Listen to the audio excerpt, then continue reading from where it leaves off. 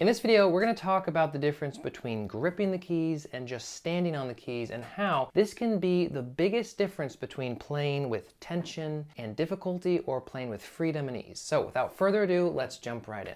All right, so gripping versus standing. What do I mean by this? Now, I think it's really important to define our terms before we start, getting into the nitty-gritty of this sort of thing.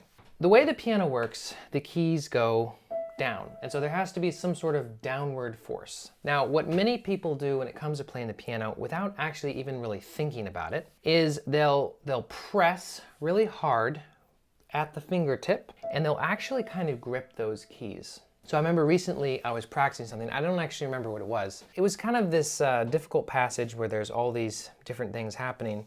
And I realized that I was gripping with my pinky, because that was a longer note and I was playing two voices in one hand. And I realized that I was actually gripping instead of just sitting on that note or sort of standing on that note, where I can sort of play other notes at the same time, but I need to very lightly sort of just keep that note down without actually gripping it. So hopefully that kind of makes sense. So basically the concept here is that when we play the piano, we want to think of our fingers as legs of a chair or a table, or even your legs. So if you think about the legs of a chair, they literally just support weight. That's all they do. They don't press, they don't push, they just support weight. And this is a really, really important concept when we play the piano, not just if we're playing two voices in one hand, this is also important, but even if we just play a single note. So that concept of just supporting weight, supporting the weight of my hand.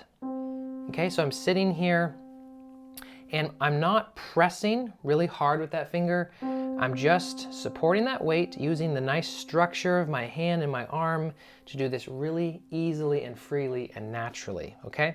I use the analogy of, your legs if you walk, for instance. And sometimes when I have a student, I'll say, okay, well, think about walking for a minute. They're like, okay, walking.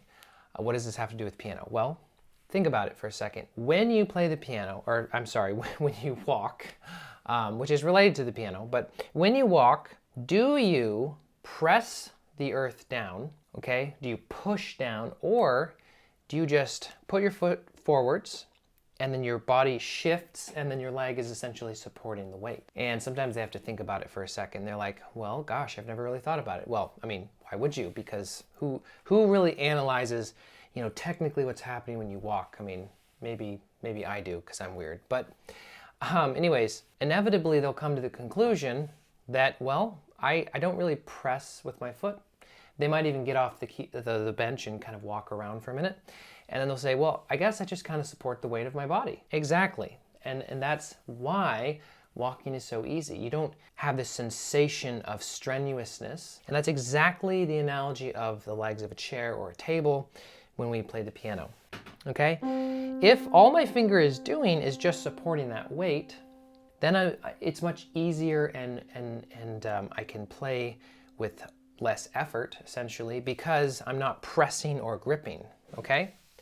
So a lot of times I'll see this in students all the time. It looks like they're just gripping the keys for dear life. Now, a lot of times this is because whatever you're playing is difficult, it's challenging. Like the example I was using where I have an upper note that's a long note, and then I have to play something with the lower part of my hand.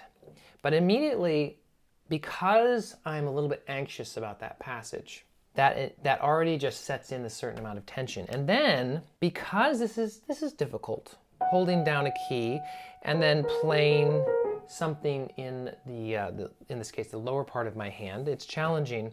Now I start gripping with that top finger, and then all of a sudden everything's really tense. It's really hard to control those lower voices. Instead, if I just play that, and I can really easily just support just enough weight so that I keep the key down, but now I can actually play in the lower part of my hand without any of that excess tension, okay? But again, I'm talking about anything we play on the keyboard, so even if it's just a single note. So for instance, if I play, I'm not gripping, okay? I'm just sitting there. And then I shift to my next finger, and I'm not gripping, I'm just sitting there, and I shift to the next finger, and I shift to the next finger, etc. And you can notice how my fingers are releasing behind as I go, okay? And this concept of gripping the keys is, I think, something that people don't typically think about, because the thought process is, well, I'm not gripping the keys, I'm just pressing them down, okay? But even that act of pressing, when you have to then press, see if I'm pressing with my fifth finger, or let's use a different finger here, use my third finger. If I'm really pressing with my third finger, then I have to go and press with this other finger, it sort of totally locks up my hand. You can just feel how tense that is, right? So this part of your hand is not solid bone, right? We have our fingers go back and connect back here. Then we just have muscles and tissue in between. But when there's so much tension in the hand that this feels like this solid mass, that's a problem. There's not going to be any flexibility in your playing. There's not going to be any kind of freedom to move. So when we play the piano, it's extremely important that we feel like all we're doing is supporting that weight. Now, I've talked about this in other videos, that we have to have a really good structure in the hand, okay? So just like that analogy of a chair. If you build a chair and you have great chair legs, okay, but the structure of the chair is very unsound. So the leg will certainly support the weight, but the structure will collapse around the legs when any weight is added to it. So in other words, you sit in the chair and it just falls apart. It's the same thing with the hand. My fingers can't support any weight if, you know, the structure just collapses around it, right? So we talked about this knuckle joint, we've talked about the wrist, etc. Okay? So I see this a lot where people play like this. The wrist is really high, and then this knuckle part of the hand is completely collapsed. This starts you off with an enormous amount of tension. Okay, so when we start with that tension, instead of starting without any tension, it's going to be much harder to just support that weight and just stand there, right? A little caveat here.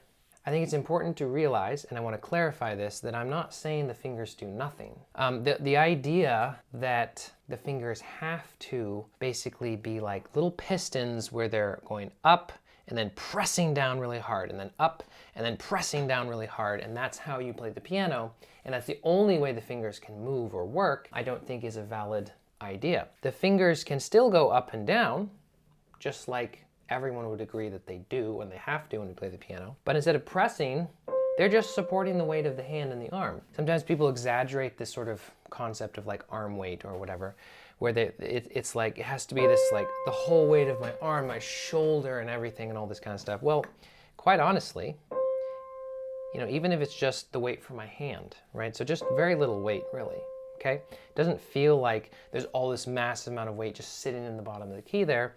It's just enough to put the key down, which is very little, actually. When you, or if you can, fix this one thing so that instead of gripping those keys, you're actually just keeping the weight down with a little bit of weight, but you're still free to move, then all of a sudden things will completely open up.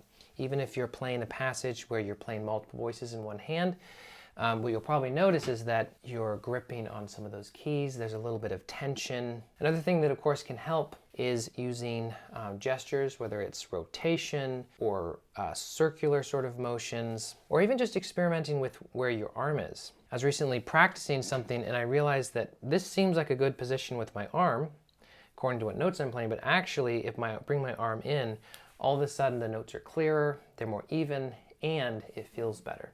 So experimenting with some of those things to see what works really well is a really, really important thing. So I hope that this was informative and helpful. Thank you so much for watching, and I'll see you next time.